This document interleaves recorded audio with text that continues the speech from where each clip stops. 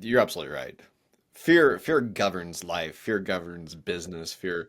I was just writing a I was just writing a blog about stop waiting for a sign.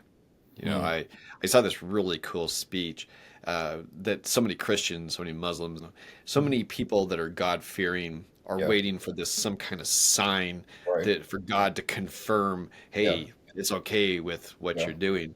Where everything in the scripture basically says, hey, faith comes through action. absolutely. And but you look at it, so many of these everybody's afraid to move forward, and that's why they stay exactly where they're at. Yeah. So how do you get away from the 99%? How do you get away from that? How do you just shake that entrepreneur to start doing what the entrepreneur is supposed to be doing and value him or herself? The answer is in that last phrase you used. I kinda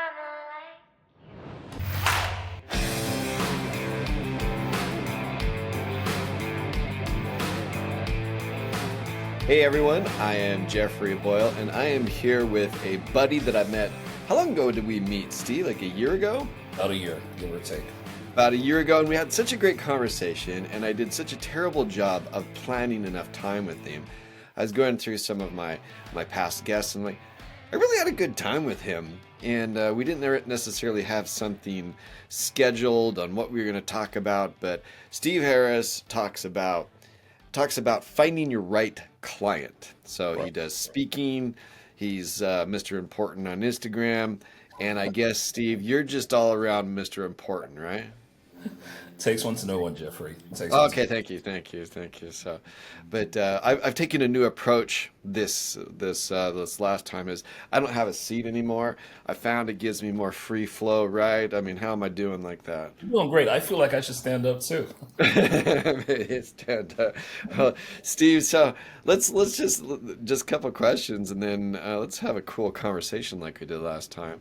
So Yeah. you talk about having a dream client, and we were just chatting beforehand. It's like living the dream life, and like, Yeah. so explain that just a little bit, and then let's get rolling with how you get the dream client, and how you have the dream life, and how you have the dream everything in business. So hit me with it, man. Well, first off, thanks again for having me. Heck yeah. They say that the first time you get an opportunity to speak on a platform, it's a privilege. The second time you get an opportunity, it's an honor. So it's an honor for me to be here again, just having these great conversations with you. But to answer your question directly, I feel like a lot of entrepreneurs spend a lot of time selling to the 99. They're always positioning themselves for the bottom of the food chain, no disrespect. But I feel like what would really give you that quality of life that every entrepreneur really desires is to look for your dream client, right? If you spent most of your time selling to the 1%, right? It's a lot easier because the 1% are more discerning. So it's more about getting quality over quantity. I do feel like a lot of entrepreneurs feel like they have to serve, a lot of smaller quantity type clients in order to be able to make a profit. But I'm all for going for the 1%. I've given this example before, and I'm going to share this with you, Jeffrey, and perhaps maybe your audience can, gain something from this. So I've asked the question to say that if you had 1,000 sheep just roaming around in a field, and you had an hour to get them all together and you'd be given $1 million, what is your strategy to herding all those sheep in an hour? Because if you get them within the hour, you win $1 million. If you don't, you lose $1 million. So just what do you think the best ways to do that? I'd need. I saw this. That's funny. I'm a dog guy, and I Right. saw that you can buy a really good dog, herding dog for like Mhm. $50,000. If I'm gonna get $1 million, man, I'm gonna spend $50,000 and get that dog to get them all towards me. How about that? I don't know if you've heard that one before. Yeah, that's a pretty good way to look at it, But for me, I'd also say, and you're absolutely right. But in my opinion, I'd probably get the best shepherd out there, and of course, the best shepherd will get the best sheepdog in the whole nine There you yards. go. So my point is, a lot of entrepreneurs have that sheep approach to marketing. They're chasing 1,000 sheep. as opposed to using less time to say who can herd all the sheep together. And if I focus on that guy's going to get the sheep. So I'm all about the 1%. I'm all about positioning your messaging, your marketing, your positioning, the whole nine yards, to being able to attract that 1% that can pay you pretty much what you want, give you pretty much what you want, as opposed to chasing the sheep. So Yeah. that's my whole spiel. Well, and a lot of us do chase the sheep, and the sheep don't pay very well, and Absolutely. the sheep will drive you nuts. It's pretty crazy. You get the wrong client, Yeah. and sometimes when you're starting off in business, you'll do anything just to get a client, Right. and then you get that wrong client. Yeah. And I remember saying to somebody, I used to have a business. Gosh, it's been like 15 years ago, and we charged a lot Right. to help certain businesses do that. But I had a new boss every 3 months. So Mm. we charged a lot, but I Right. had a new boss every 3 months, and people said, "How do you like that?" And I said, "I loved it." About a year later, somebody came to me and they said, "How do you like it?" I'm like, I hate it because Yeah. even though I could get a lot of money, some of these bosses were horrible bosses. It just ruined your life. The wrong money can be just as bad as getting the masses to come into you. Right. I absolutely agree. So that's pretty much what I'm all about, just helping, entrepreneurs reposition to be able to say, who do I want to serve? And, Yeah. I'm a big believer that in order to get your dream clients, in order to get that 1%, you've got to learn the principle of exclusivity, right? Mm, A lot of people don't know how to use that because the language of the rich, the language of the 1% is scarcity and exclusivity, while the language of the 99% is affordability. So yeah. sometimes the problem with attracting your dream clients is they don't want to do business with someone who they perceive as doing business with Yeah. everyone. With They the want some masses. sort of exclusion. They want some sort of scarcity. But just like you said, too many entrepreneurs perhaps are just thinking, I just need to make money. I just need to get anything just to survive, and I'll do it. But you will be sacrificing long-term brand and long-term positioning on the altar of short-term profits. And I feel that that's what a lot of entrepreneurs do. Yeah, I think almost everybody does that. And Right. you talk about that dream client, but what do you think that really typically prevents people from getting that dream client? Because everybody would love to Right. implement what you're saying. So how Right. do you really do it? Well, first off, they're afraid. I You're, believe that they're afraid. I believe that most people would rather have 100 clients giving them $100 than one client giving them $1,000 or 10,000 yeah, bucks. So to get that 1%, it requires a lot of deliberate focus because this is my thing, Jeff. I feel like when you're chasing the 99%, you come from a perspective where you're chasing your customers, right? And the thing about it is when you chase people, they run. They and a lot of run. times that's that chase to the bottom too. Exactly. Absolutely. Absolutely. But, with the 1%, they're not chased. They're attracted. Now, for most entrepreneurs, the issue is, do I have what it takes to attract this level of value? Do Yeah. I have what it takes to get in a room with my 1% dream client? And do I have what it takes to close that deal at that Mm. level? You know what? I'm rather going to play it safe just to, in the area of expertise where, I feel like I have some level of comfort. It's easier to do. That's why I said, a lot of people are actually afraid and they're just not willing to take that bet and take that risk. So how do you take that? You're absolutely right. Fear governs life. Fear governs business. Fear. I was just writing a I was just writing a blog about stop waiting for a sign. Mm, I saw this really cool speech that so many Christians, so many Muslims, oops, I hit my microphone though. So many people that are God fearing are yeah, waiting for this some kind of sign right. that for God to confirm, Yeah, hey, it's okay with what yeah, you're doing. Where everything in the scripture basically says, hey, faith comes through action. absolutely. And but you look at it, so many of these everybody's afraid to move forward, and that's Yeah, why they stay exactly where they're at. yeah. So how do you get away from the 99%? How do you get away from that? How do you just shake that entrepreneur to start doing what the entrepreneur is supposed to be doing and value him or herself? The answer is in that last phrase you use. It's being able to value yourself. Yeah, And value, in my definition, is not always about what people stand to gain when they hire your services or they work with you. Value value is answered in the question, what do we lose if we don't have you? Right? And I think for many entrepreneurs, they can't answer that question. They can't really determine what they lose or what the competition loses or what the customers lose, forgive me, if they don't do business with them. That proposition isn't really clear. So first off, they can't determine that value. Second, the truth is, I think for many entrepreneurs, they're at that stage where they just want to get by, right? They just want to yeah. get by, have their little, white picket fence and 2.5 kids and just get by. But I figure that I'll give you an example. When I was younger, I schooled in England. So when I was younger, we I'm played gonna five aside. say you got that American sophisticated accent. Is that what that is? I had a pretty good education. I'll give that to my parents. Okay. That's all my folks, right? But growing up, we used to play five-a-side soccer. They call it soccer here in the U.S., but it's football to us. Yeah. And Yeah. and for me, this really demonstrates that principle of exclusivity that I was talking about.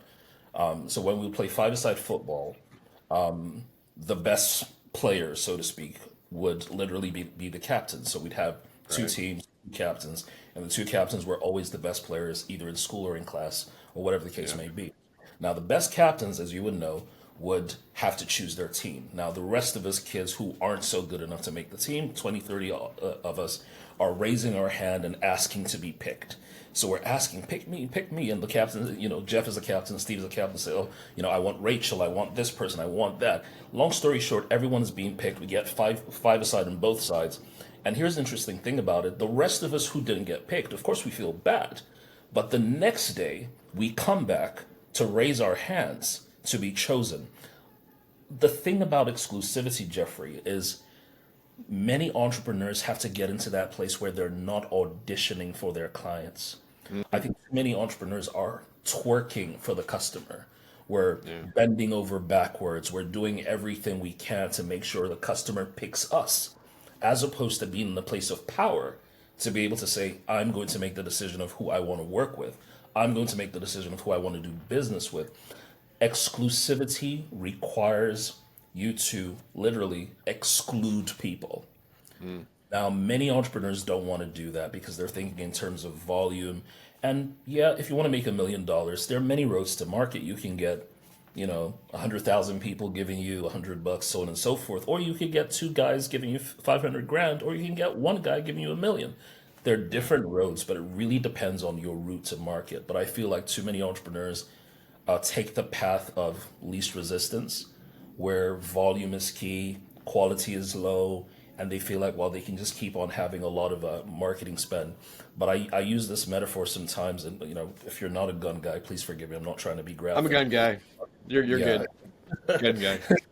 So I say that for many people, for many entrepreneurs, marketing is they have a machine gun approach to marketing. So Yeah. they fill their gun and they're just shooting, hoping to hit something. But Yeah. if you want to attract your dream clients, you don't want to use a Sniper, lot of man. bullets. You have to be a sniper. Absolutely. You got to be a sniper. You've got to zero in on the target. You know you've just got that one shot, but it's going to be Yeah. a home run if you get it. But most entrepreneurs just have that machine gun approach and they're just hitting every Tom, Dick, and I'm not going to say Harry because you can't use my name in vain. So, yeah. It's funny is I heard the same thing, but I heard it in Spanish. I was actually in Montevideo, Uruguay. So I was like, and the guy was giving the example of it was a really great speech, and he did kind of a similar thing as he said, if you're a bird hunter, the natural inclination when you're first hunting birds is the dog will go out and send a Right. flock of birds up. And if you just shoot at the flock, you almost Right. always miss, even with Yeah. the shotgun. Even if they're tightly bunched, it seems like you miss it. But Yeah. if you pick out the one bird then you have a much better shot of doing it. And one of the things that's really helpful for me, curious enough, is since we've talked, my AI platform has gotten better and better and better. And one Awesome. of the things that I teach people to do is to train their digital self, because teach them to train their digital self and to put in their resume. Right. Okay. And then I tell them to tell the digital avatar to read their resume and give them how awesome they are. It's Wow. a prompt that I give them. Amazing. And people are kind of blown away. And I have to even admit that when I do it, if I feel kind of down in the dumps, I'll Right. go to my digital avatar and I'm like, why am I a good CEO? And Right. it just goes through and just boom, boom, boom, boom, boom, boom. And what's great about AI in certain senses, there's strengths and there's positives to it, but it's not emotional. So it Right. can evaluate your strengths in the way that we hide it with all of these emotions. Yeah. And and one other quick example, my father while he was alive was good friends with Stephen Covey while he was alive. Oh, And amazing. Stephen Covey wrote all those famous books Yeah. on seven habits of this and Yeah. that, the other. Practice. And I Yeah. remember my dad telling me a story. He went to meet with him, and he said, "Stephen, what do you do when you're down?" And he goes, I secretly read my own books." And you look at that. That was one of the most successful business writers ever, Absolutely. Absolutely. ever, Absolutely. right? And he had to sometimes when he wasn't feeling it, go read the advice that he was giving other people. Yeah. So whatever you have to do, I suppose, to be able to start to drive up your value, you've got to do it. Absolutely. Absolutely. It's just investing in yourself, believing your own hype. I feel like a Mm-hmm. lot of entrepreneurs are too humble. Mm-hmm. And I mean that from the perspective of just being modest. I have a definition that I use. I say there's a difference between humility, humility. Humility doesn't exist; it's not a real word, but false humility. So there's false Yeah. humility, and then there's arrogance. Humility, which of course doesn't exist as a word, but is false humility. And my It does now, Steve. it does now. There we go. Right. Webster's dictionary, eat your heart out. So there's Hmm. humility, which I define as making yourself small so that others feel big. Mm. Right. So when people give you a compliment about your work or whatever you do, you tend to shrink and shirk and make yourself small because you don't want to offend. You don't want to come across as being cocky or stuff like that. So you shrink. So you make yourself small so that others feel big. Real humility, Jeff, is actually recognizing you're a big deal, but you're not going out of your way to make anyone feel small, right? Yeah. As a CEO, you've created this amazing platform. Your podcast is amazing. You don't need to apologize for that. You should own it. I'm like, yeah, it's actually amazing. It's one of the best business podcasts out there, and that's a fact. Humility is recognizing that you're a big deal, but you're not trying to make anyone feel small. See, Arrogance, I don't need to ask my avatar anymore to make myself feel you good. know. I just get on with Steve Harris and like, There we Steve, go. tell me about No, me. I'm your avatar, man. Like I'm a big deal. No offense, but I'm a big deal. It So is what it is. It is what it is, right? But arrogance, on the other hand, is recognizing you're a big deal, but you're going out of your way to make mm, other people feel small. And I yeah, say this to say too many entrepreneurs are too modest about their accomplishments. They yeah. don't keep them out in the world. They say things like, well, I don't want to be in front of the camera. I just, I like to work at the back end in the shadows. And yeah, that's because they've got some sort of insecurity about being in front. But we've got to own it. We've got to amplify your value. Because if you don't, nobody else will. So, hey, you got to be your own Well, not cheerleader. only will they not, uh, it's I've started to write. So I was an English major, Awesome. then I went to law school, and Right. then I just did tons and tons of copywriting for people. And then I Mhm. got away from it for a while because my business was causing me to do it. But I found I really liked to write. Right. And I was writing something about competition within your own business, Mhm. and even competition that you can have with family members. The Right. reality of it is that there's not a lot of people out there that really care enough to make you feel good about yourself. Absolutely. They really don't. In fact, you look at it within businesses, family businesses, group businesses, Fortune 500 businesses. You'll have people that will sell your kidney to make sure that they get ahead, right? Right? True. So I think, let's talk about that a little bit. Is how in the world I use my avatar, and my avatar will oftentimes infuse marketing content that with me, where it's sometimes by myself, it's a little hard to write about myself. So when I do that, I'll have it create my drafts for me, and and I leave them in. And Right. what I've found is that it makes people more excited to meet with me. Mhm. It's pretty crazy. But how do you do that then? How do you start to feel good and be okay with talking well about, talking good about yourself? That's a great question, and I feel like perhaps as human beings we're conditioned not to. Yeah. We're conditioned to put ourselves low, like I talked about, humility. I think the first way that I started being okay about amplifying my genius and amplifying my value was to first amplify my clients. Hmm. I started talking about their success stories. I started talking about the transformation that they had through the coaching that I was doing. And in talking about them and shining the light on them, a bit of that light started reflecting on me first. Because I began to say to myself, you've got to be pretty awesome because if you've been able to do this, that, and the other for these kinds of people, dude, Sure. you ain't no small fry. You got to be considered. You're pretty cool. Yeah, you're pretty cool. You know what you're doing. And so I started by doing that. I started just talking about my clients. I started using all this effusive words about Yeah. how amazing they were. And they started also reflecting that on me. And I started owning that because I feel like like I've said, we tend to diminish our genius. We tend to, give other people the credit.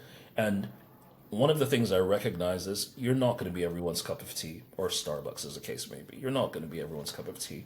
And that also ties, in my opinion, to the kind of brand that you want to build as an entrepreneur.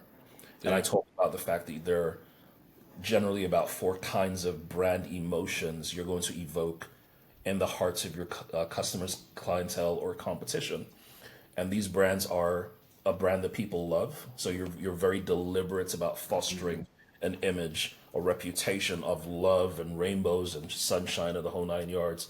The second is a brand that is us against them, where there's got to be an enemy. You've got to have someone that you are. For every Goliath, there's got to be a David, or vice Right. versa. So it's us against them. Then the third emotion is a brand that people just love to hate, right? The fourth emotion is a brand that people hate to love, right? And the fifth emotion, which is a consequence of not having any of the four, is a brand that people ignore. Yeah. Now, unfortunately, many entrepreneurs fall into the category where everyone ignores them. They put stuff out there, nothing sticks. It's simply because they've not been very deliberate and intentional about the emotion they want to evoke. So when I started thinking about my brand and being authentic to the kind of person I am, I realized that I wasn't a love brand, right? I was that's not me. I'm pretty tough, pretty tough, so that's not me. I also noticed that I wasn't much of an us against them. I realized that the emotion that spoke to me the most was a mix of three and four, which is a brand that people love to hate and a brand that people hate to love. Mm. Simply because those two brands are provocative. They cause you, they risk offending you. And I found that a lot of my authenticity comes from being offensive.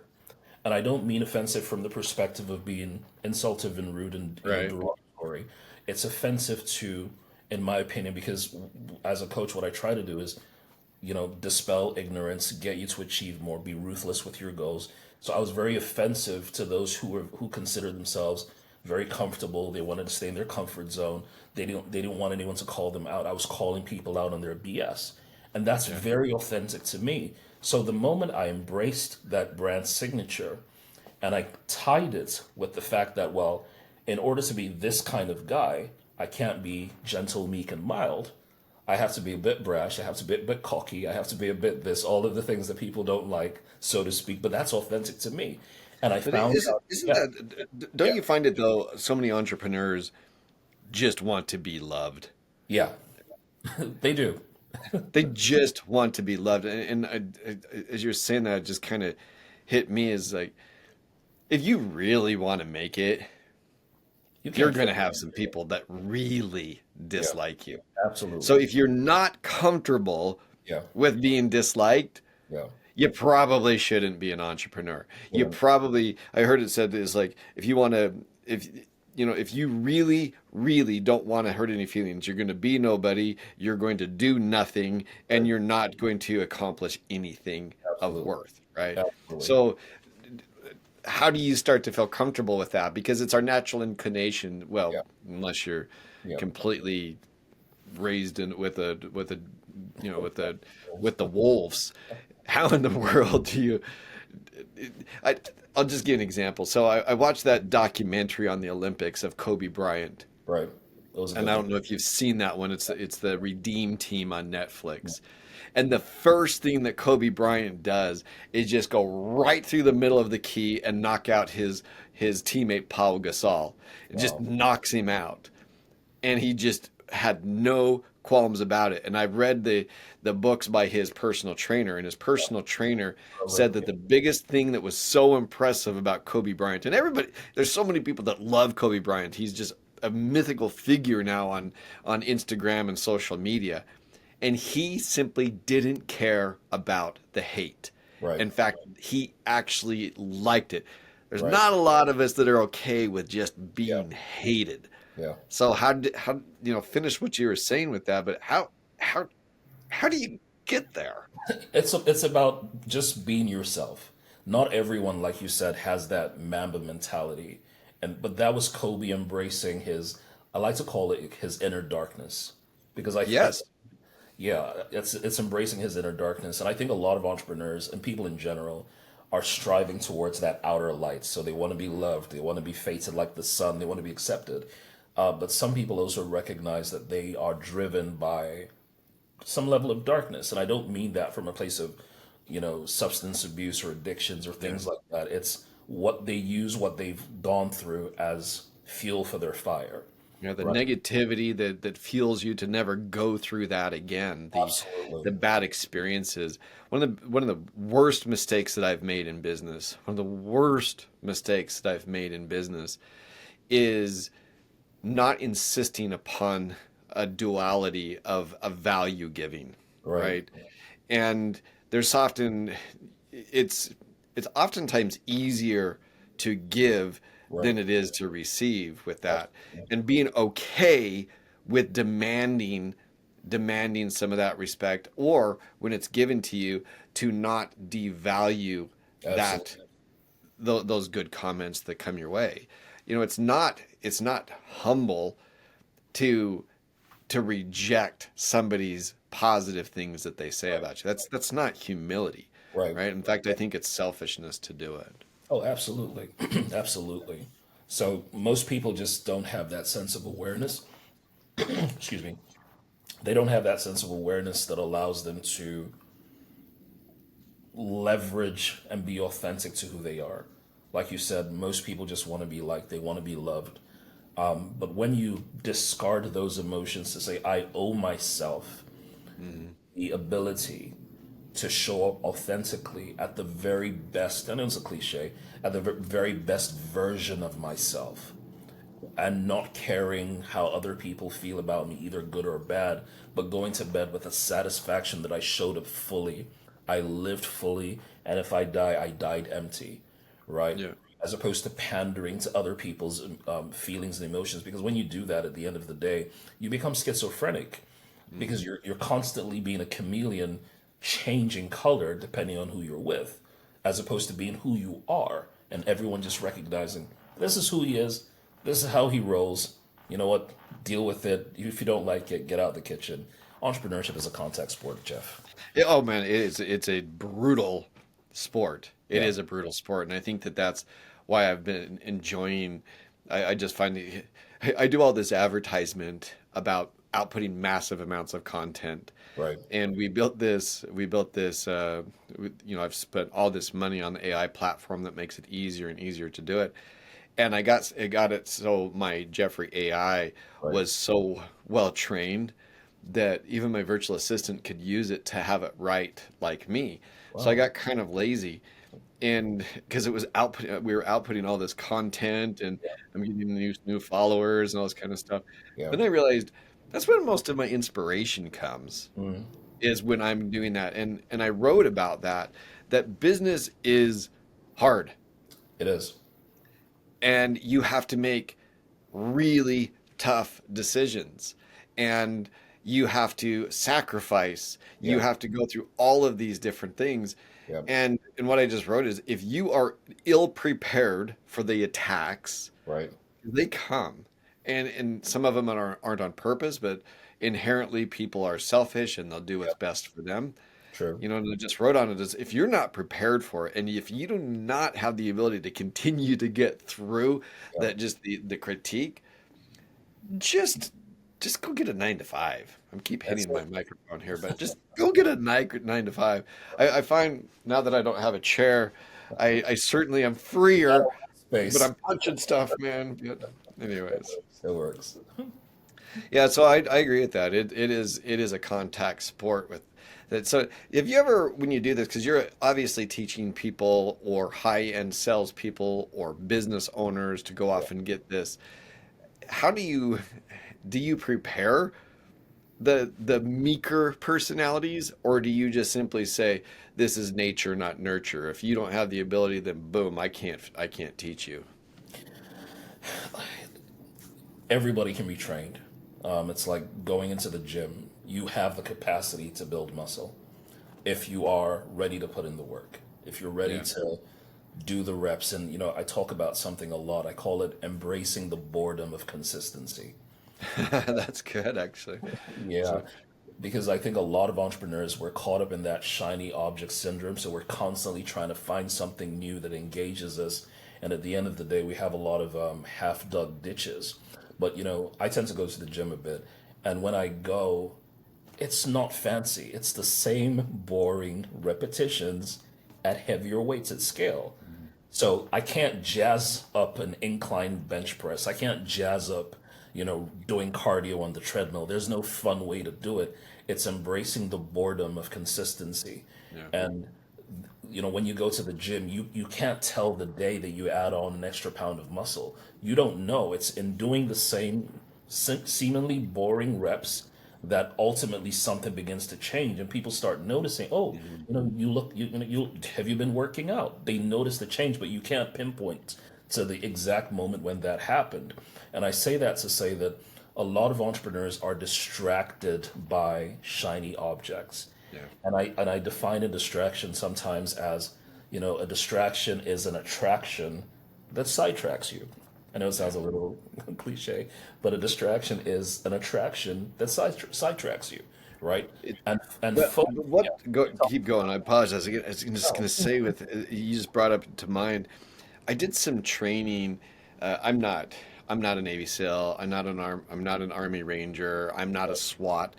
But there was this here in Boise. There was a group in a really cool mini city that a friend of mine had set up, and they did have really impressive groups come into it. And you would go in, and they were saying a lot of what you're saying too, is that you get these groups that do it over and over and over, to embrace that monotony of doing it, yeah, and you have so much more freedom because of the patterns that you create.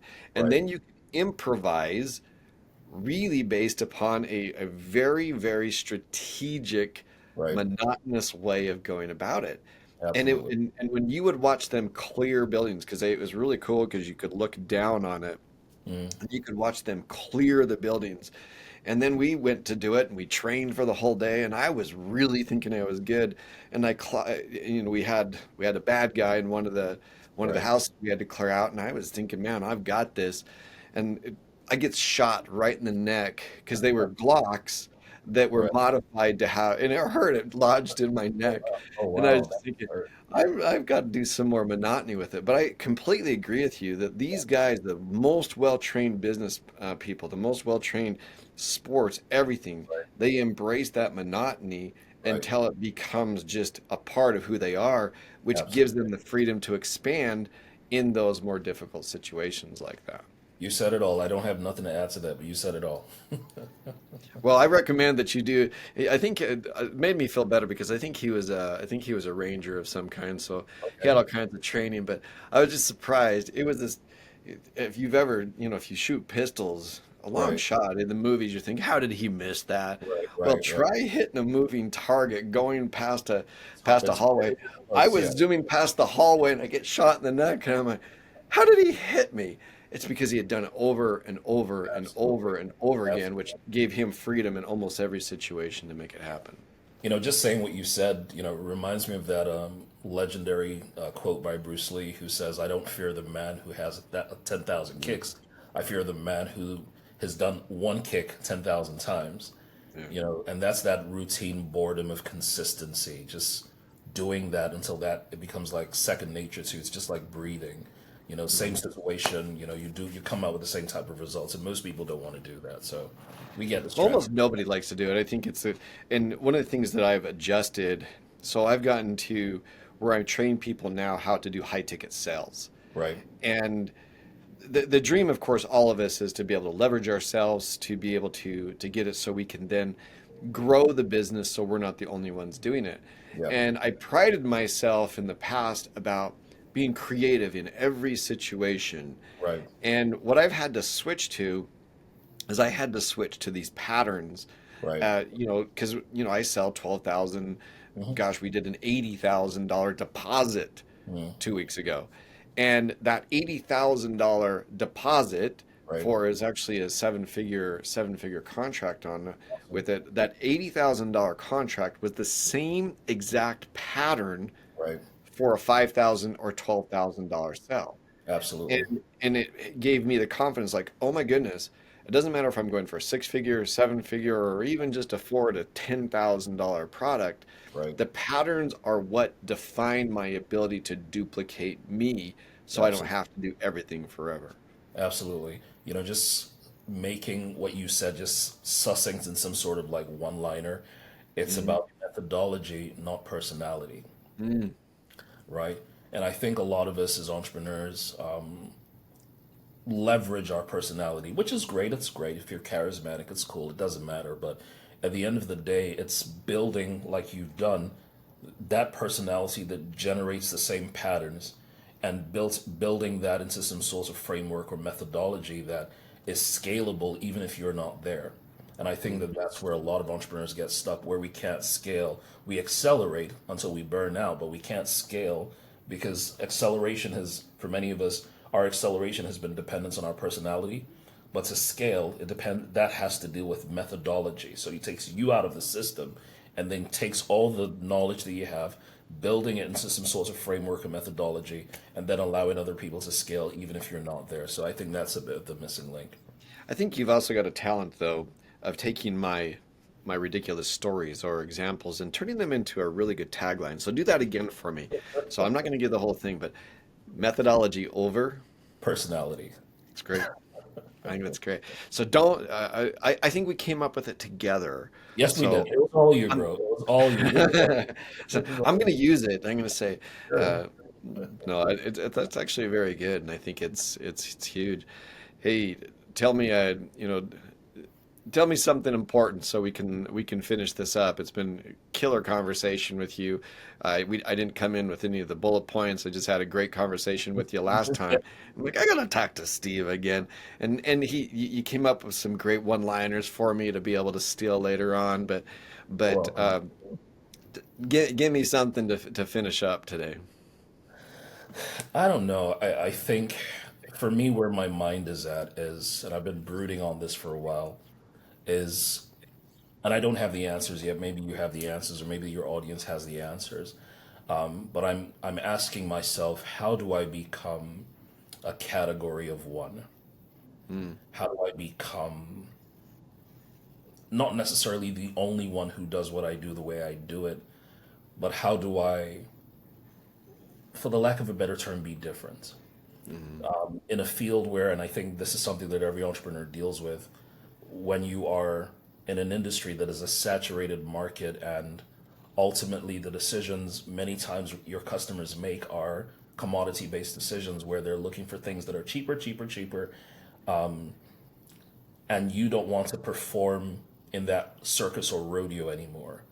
And you want to be able to define yourself as this is who I am, and which is why I keep talking about getting your dream clients and serving that 1%. How do we get to that point where, irrespective of what we do, we can define ourselves as a category of one who serves this kind of audience or this kind of clientele who are looking for this kind of service? But when they think about, give you an example, because I have many different parts, and this is me speaking to you as my friend, and just perhaps even asking your advice. But because I have so many different parts, it's sometimes as an entrepreneur, I try to keep those parts separate. So being able to identify and create an authentic brand. So for example, faith is very important to me. My values as a Christian is very important to me. There's an audience that I serve that want faith-based content, as an example. But however, I'm also wearing the hat as this amazing entrepreneur, executive, and so on and so forth. And then I've got the hat of being this executive coach who's ruthless and kick-ass and all those sorts of things. And then sometimes it leaves me a little bit schizophrenic. I'm sure that's happened to you, where you show this, you put this away, you show this, you put this away. But to be honest, I just want to put them all into just one thing and say, this is when you get Steve Harris, you're going to get some Jesus, you're going to get some business, you're going to get some ruthlessness and kick-ass. But this is how I am, and this is how I want to show up. So if I'm not your flavor, if I'm not your brand of tequila or vodka, it's okay. Go to the other guy next door. But I don't know how you've ever dealt with that. Yeah. I guess the only way that I explain this, I was in church, and somebody, we were talking about anger, Right.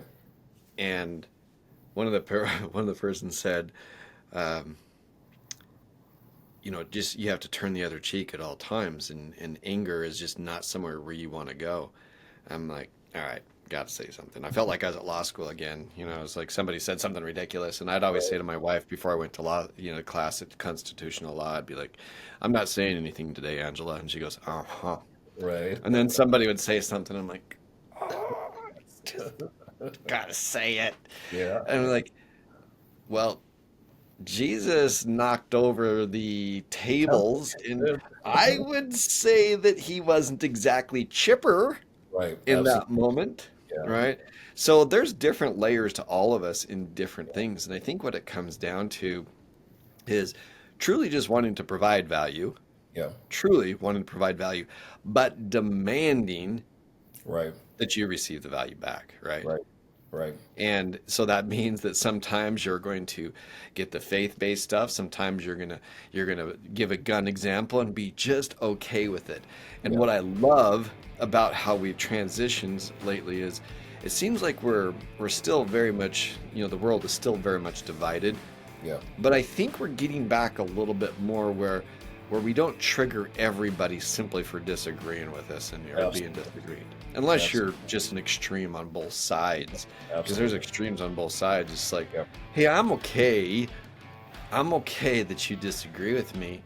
And there's just so much to get from it. I guess that'd be the only thing I could say is like, Yeah. quit imagining things that just aren't there. Sure. And just love who you are the best you can. Because sometimes self-loathing can be extreme. See, on that note, we end the podcast. Way Good to to be go. with you, my friend. But talk to you soon. Thanks for having me, always.